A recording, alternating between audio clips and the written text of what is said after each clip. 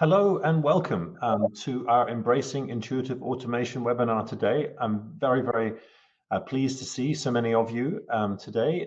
It's very early here in Australia, New Zealand, but I know somewhere in the day in the USA and evening in the UK. But today, myself and Valerie are going to talk to you a little bit about intuitive automation and how we think it can be a real key to successful practice of law and help you guys really build better practices and more successful organizations.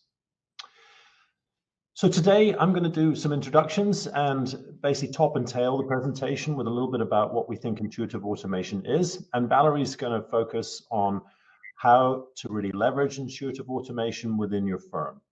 And then I'm going to draw us together at the end with a really interesting case study from a customer of Actionstep, and then also talk about some of the challenges that you need to overcome. We'd love to hear from you throughout the session, so please feel free to use the chat function on the platform that we're on today, and we will monitor that throughout the session. And Valerie and I have 15, 20 minutes towards the end of the session where we will try and take those questions and answer them, and if we can't, we'll obviously follow up later. Also, very keen on hearing your comments or thoughts on the way through as well, not even if they're questions. So let's dive in. My name is David Hepburn. I'm the Global President at Actionstep and responsible for operations globally. I also lead our go-to-markets in Australia, New Zealand, and the UK. And I've been with the business about 4 years. It's been a fantastic journey of growth and delivery to many customers. We have nearly 3,000 law practice customers now around the world with over 25,000 subscribers. And I've spent my career building software for professionals like lawyers and doctors and nurses. It's been a really fantastic journey. And I'll let Valerie introduce herself. I'm Valerie Fennell, and I head up the product team at Actionstep. I've been there for about 6 months, so fairly new to the organization. And just like David, it has been a journey, even though mine's only been 6 months. My background has been in legal tech software for years, SaaS, online, and really love the legal tech space. And I'm excited to talk to you about this today. Indeed. Thanks, Valerie. Okay, well, the last couple of years as a business, we've actually conducted a really interesting survey of our customers, but also the wider market to really understand what it's like to practice law within a firm at all levels, from managing partners to partners, through lawyering, through paralegals, and through the administrative organizations. And Valerie and I thought it would be really interesting to draw 3 or 4 themes from that last survey that are relevant to intuitive automation. The first theme is really around that continued and forever demand from clients and the stress and strains that causes within the firm. Nearly 50% of respondents cited that demand and pressure from clients as one of the reasons they experience stress. And 3/4 of legal professionals, experience that stress, very often in their working life. And trying to figure out how to address that is something we think intuitive automation can support. Growing revenues. I don't know a firm that doesn't worry about the top line. And you can see here that 50% of the respondents said that was one of their top business priorities each year. So really, the mercurial aspect of growth and how you use technology and process and automation to really enable that top line is also a significant opportunity we see, and we'll talk about that today. Retaining and attracting great team members, law firm professionals, is literally ubiquitous in challenges that firms are facing today. Almost 100% of firms struggle on the squeeze for staff and the retention of staff. And a lot of the issues that team members have are really around the way the firm practices and that general happiness and obviously stress and demands that those clients create within the firm itself. So again, technology and automation particularly are such important levers to the quality of work and particularly profitability within a firm. So let's talk a little bit about what intuitive automation is. I mean, most importantly, intuitive automation is when technology and people work great together to deliver the outcomes that you're focused on as a practice. This isn't really just another name for workflow. We think it's much more holistic and end-to-end than that. It's where all those handoff points occur where people and technology meet, and really that end-to-end holistic view of those delivery activities that you as a practice are focused on, whether it's putting the client first and really organizing your practice around the client itself, or that top line revenue growth or profitability, but looking at how you service and how you deliver end to end is really the key fundamental. And some of you may have seen this next slide before, but in this example, we're putting the client right at the center of the journey. And many of the most successful firms that we've worked with have really reimagined how they deliver service to their clients themselves. And you can see here, this is a very simple model, but again, from that new client intake through how you onboard, to deliver service, bill, and then obviously manage those referrals downstream, is key to how you as a business can function and deliver that great client sat.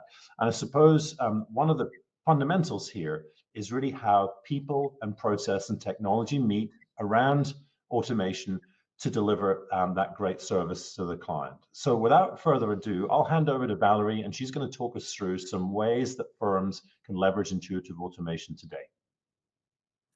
Thank you, David. We'll talk about the ways that they can be leveraged, but we also want to make sure that we keep our eye on the prize, which is the benefits and the outcomes, not just the activities that you're doing.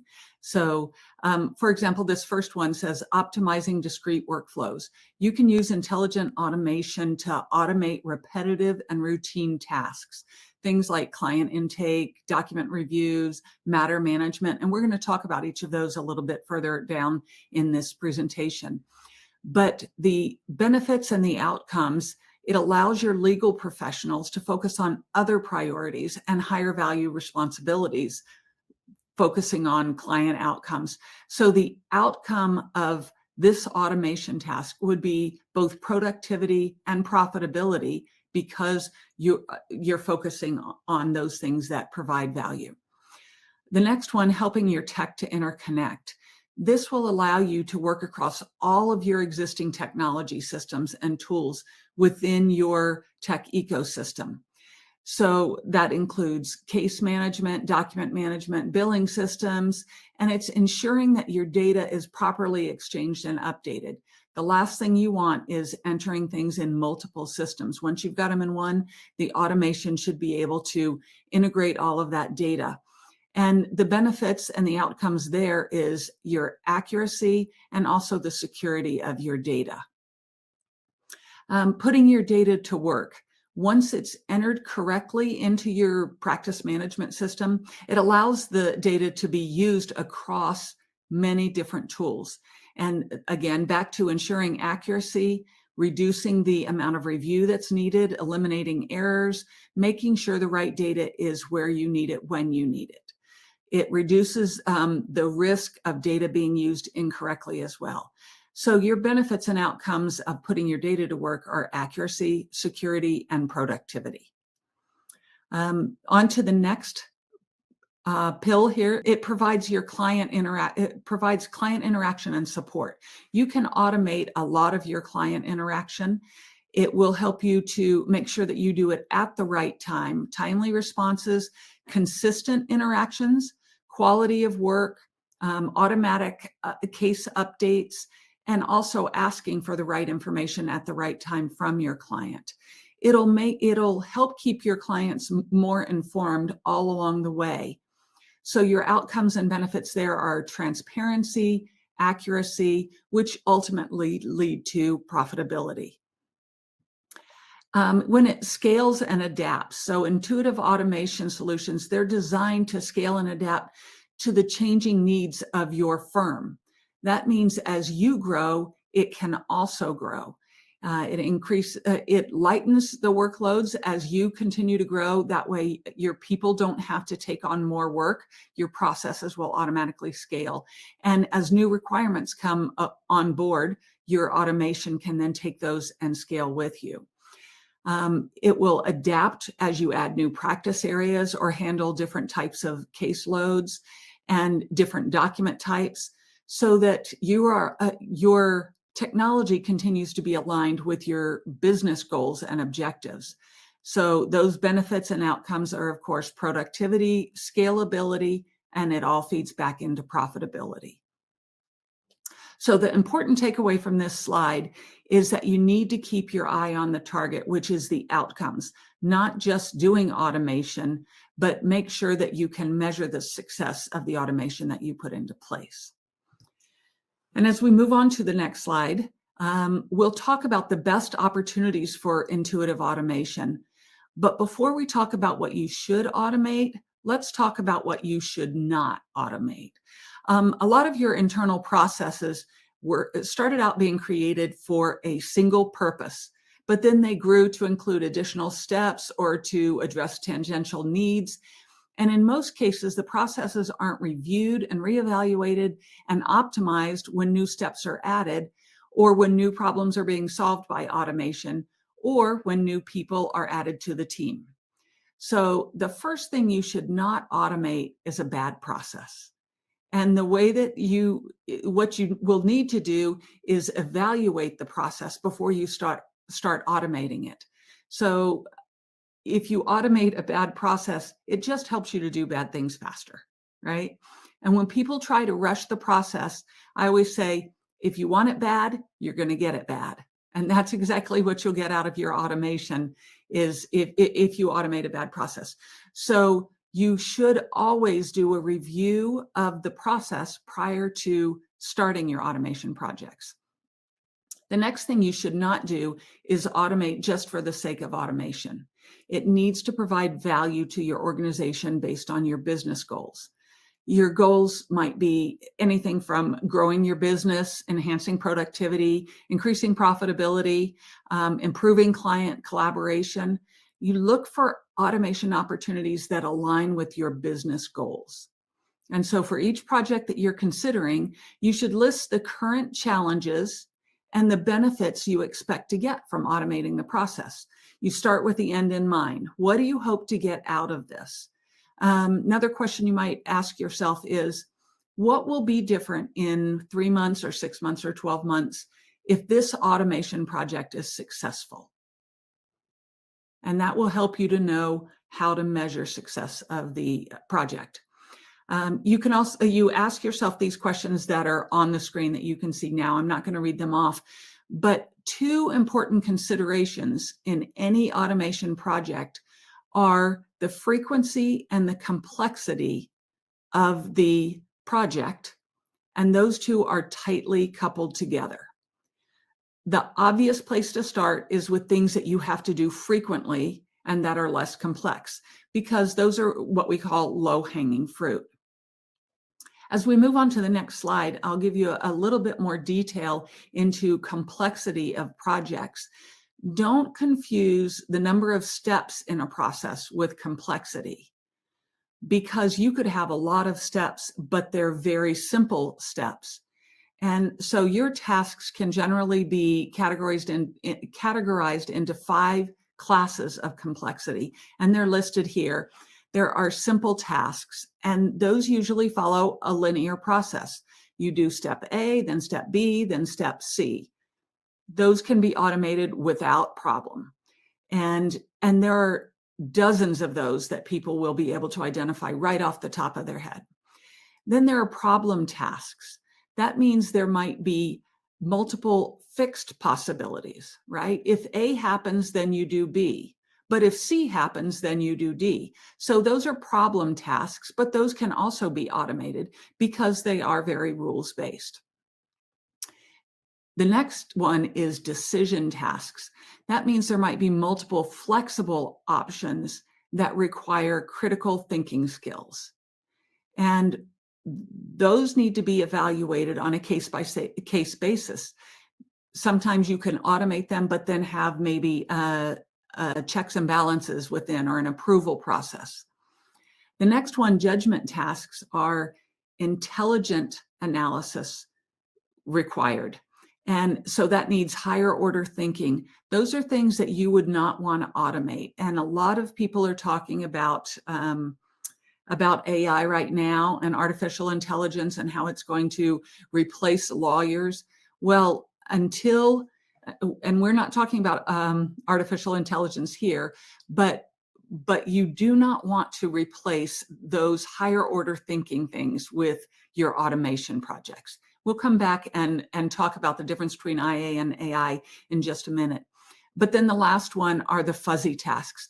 Those are things that really require a high level of thinking. So things like creating a bulletproof litigation strategy. You're not going to put that in an automation framework. So as you look at this, you want to start with your low-hanging fruit, the simple tasks, and then do some problem tasks, and then evaluate your decision tasks as you identify the opportunities for automation within your firm.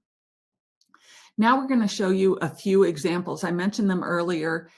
Some of the examples like client intake. This is fairly straightforward. And as we mentioned above, you have to evaluate your current challenges and benefits that you expect to get from automating the process. So client intake falls into the category of a simple task, but it can move to a problem task if it's done improperly. Client intake currently is very error prone because a human has to transfer data from various sources to the system of record. Most firms have a checklist of things to do so that steps don't get skipped or information isn't overlooked. Once you start automating that, you'll make sure that they're not skipped because the process will check to make sure things are done. And the ultimate benefits that you get here with automating your client intake is efficiency, data integrity because of the error of duplicate entry, and then security. You might think, how does security apply to client intake? But you'll realize that clients will email you very sensitive documents, and email is the least secure method of communicating with your client. So you want to protect your client and yourself with the efficiency, the data integrity, and the security. So as we move on to the next slide, we'll talk about specific areas of client intake that can help you to become fully automated. So the first 6 steps are fully automated, the first six steps that are listed here, but the following step requires approval. That's because the step is either a decision task or a judgment task that we talked about earlier that requires more critical thinking. For example, after the conflict check, if it returns no possible conflicts, then your process could automatically move to the next step. However, if the conflict check returns potential areas of concern, that moves the step into a judgment task that requires higher order thinking. And we want to ensure that those areas are left to the people who are most qualified to perform those activities. And that's certainly not the computer system or the automated process. So you could put in checks and balances to say 90% of this is automated, but we definitely want an approval before it goes from step 6 to step 7. So that's our client intake example. We're going to move on to matter management. It's another area that is ripe for automation. And the benefits of automating, you can look at both the challenges and the benefits of automating the process. But having this outline like this, you can see this is a perfect example of something that should be automated. And what we want to do, let's move on to the next slide and talk about the examples of intuitive automation in matter management. So you could be requesting information from the client. You know when you're going to need it, you can ask them. You can provide reminders of missing or incomplete information. You can automatically respond to the client and provide status updates to both internal and external stakeholders. All of this can be automated so that you provide the transparency to your client, which will then help them to remain happy. Our next example is specifically around client communications. And you are likely aware the number one complaint against law firms is their lack of responsiveness to client requests. The obvious challenges and benefits are laid out here. People are concerned that they don't know what's going on, or that they haven't been updated on different things. They provided something, didn't get a response back. They don't know if you even got the information that they sent to them. Those types of things can be automated, and that helps the client to feel secure that they're being kept in the loop. Even if it's just saying, we got your data, we'll let you know what we think later. At least they understand the process there and where they are and the status of that. When we move on to the next slide, we'll talk about how you actually do that. You can update the client on the status of their case.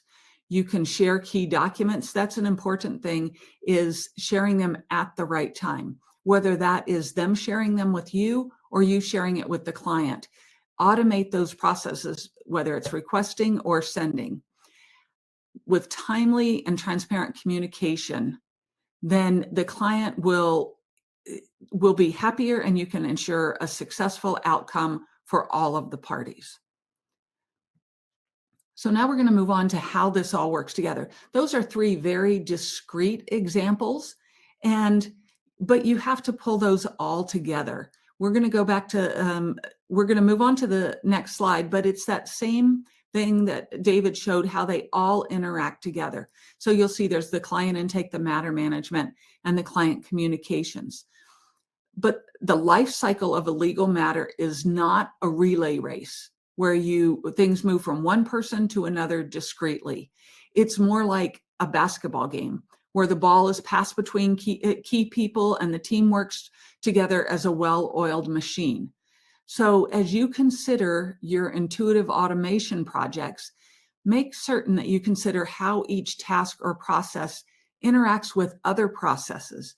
Whether they're done by the same person or different people, you need to make sure that they properly flow through across the entire matter and the life cycle of your matter, either before or after the process that you're automating.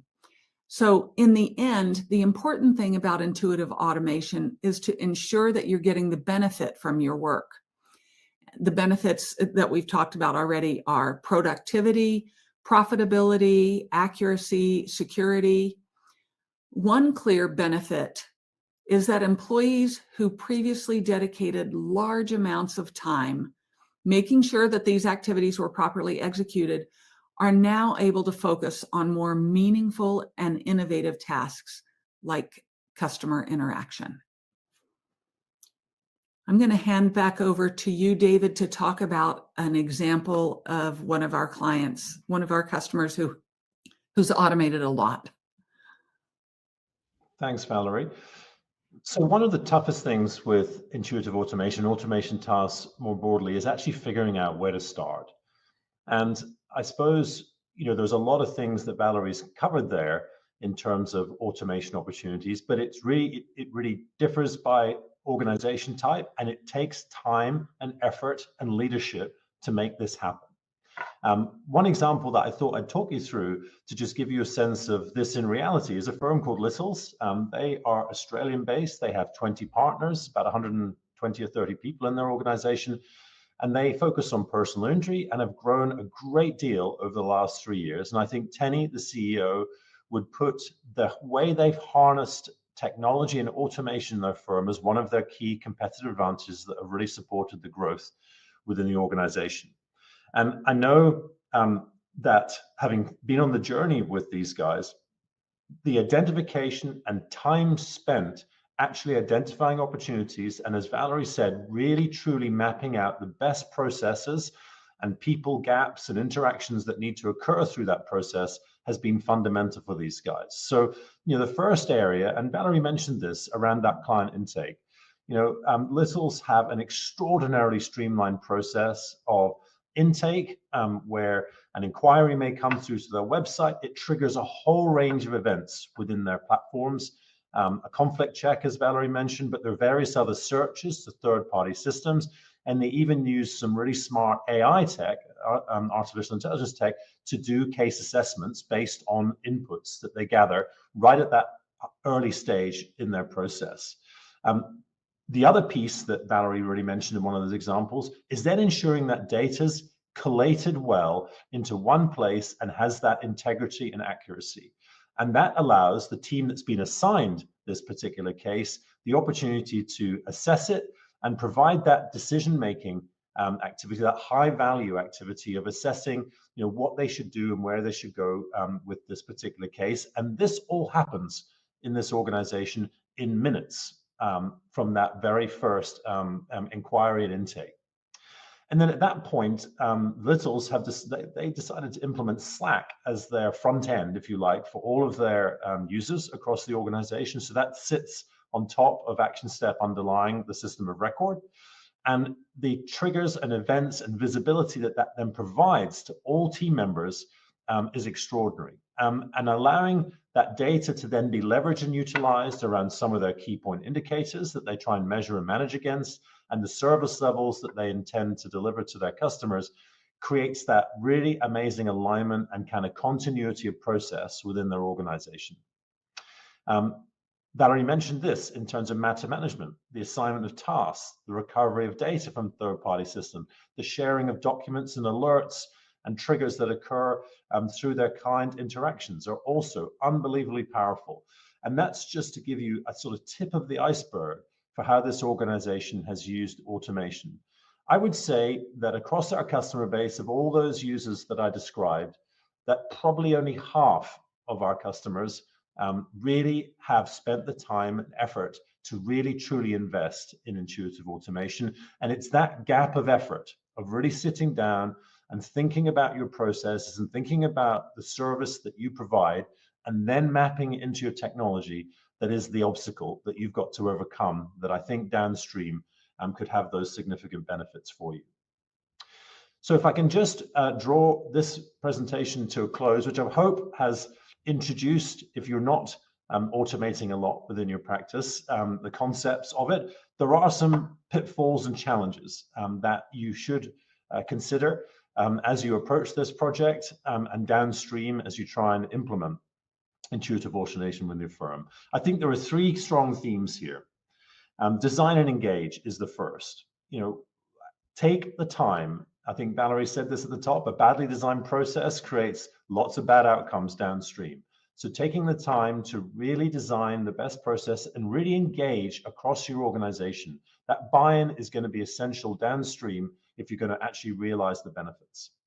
The second is leadership, and that continuous process of evaluation and improvement. Without strong leadership, and from that example I gave you at Littles, without Tenny driving, the CEO driving this process, and he's also a partner within the firm, truly driving and continuously improving the process, this stuff becomes stale very quickly, and bad habits sort of form within the practice. So keeping it really current and continuously improving the process is also really key. And then finally, I'd say that people are everything. The decisions that you make around where people should engage and those decision activities and slightly fuzzy activities that Valerie was talking about are really essential to pull together. So I'm going to finish up there. The point of today wasn't to do a tutorial on the technology and how to build out a particular workflow. Those are things that our customer success or partner organizations can help you do. But really, we wanted to give you some examples of areas within your firm that can be great targets for intuitive automation. So I would happy to, at this point, take any questions that you all may have.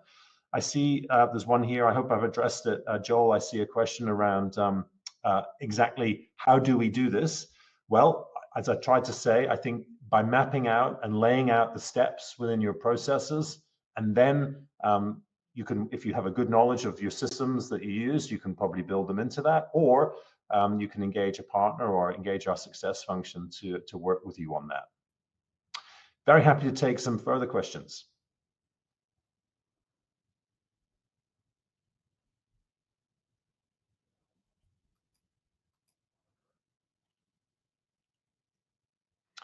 Yeah, we had some really nice comments. Did you see the question earlier in where we have a question about they're using Actionstep in conjunction with RPA, robotic process automation, and interested in how intuitive automation factors into the workflows and operations. And what you're doing is exactly what you should be doing, because within Actionstep, we have our workflows, and that automates automates processes within Actionstep. Transferring data to other systems, you can do those with integrations, but your steps don't stop when the data goes to another software product or another piece of technology. Your RPA will help you to say, I've done steps 1 through 6 in Actionstep. Now I transfer the data to another system. I do 7 through 12 over here. Then I also have to bring it back and now do 13 through 20 in Actionstep. So your RPA helps to connect all of those technologies, whereas each individual one may have automation built in, but the workflow doesn't stop when you move to a different system. It's all part of the same ecosystem. So looking at it holistically as opposed to just discrete, just like within Actionstep, we don't just do client intake and then matter management and communications. That's all part of a workflow, but it also flows into all of the processes within your ecosystem. And I hope that answered your question. Yeah, there are a few themes here around which subsystems can we integrate to. And again, Actionstep has a pretty open API that with a small amount of knowledge and time and effort, we probably, there must be hundreds of integrations that customers have done.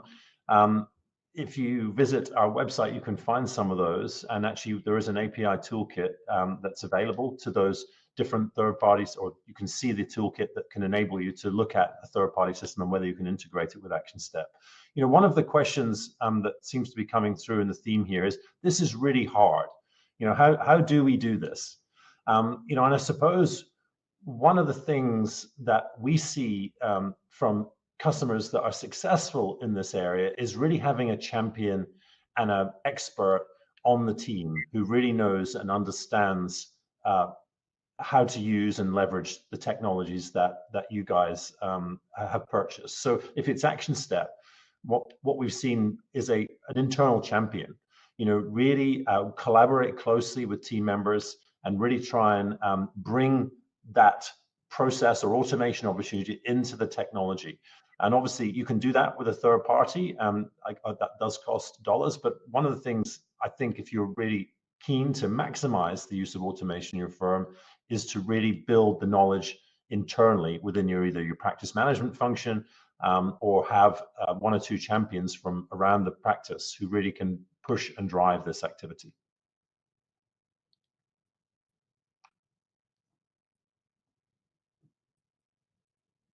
So a lot of questions on integrations here coming through.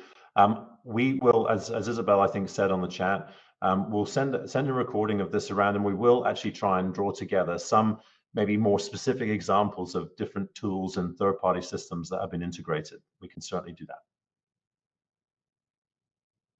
Just reading some more questions here. I see that SJ has recommended a firm called Techchromatic. That's the tech company that they use for RPA, and she would recommend them to other Actionstep users who are familiar with the system there. We'll gather some more of these questions here and feedback to you afterwards. If there are any other final comments, Valerie, we might draw this to a close at this point.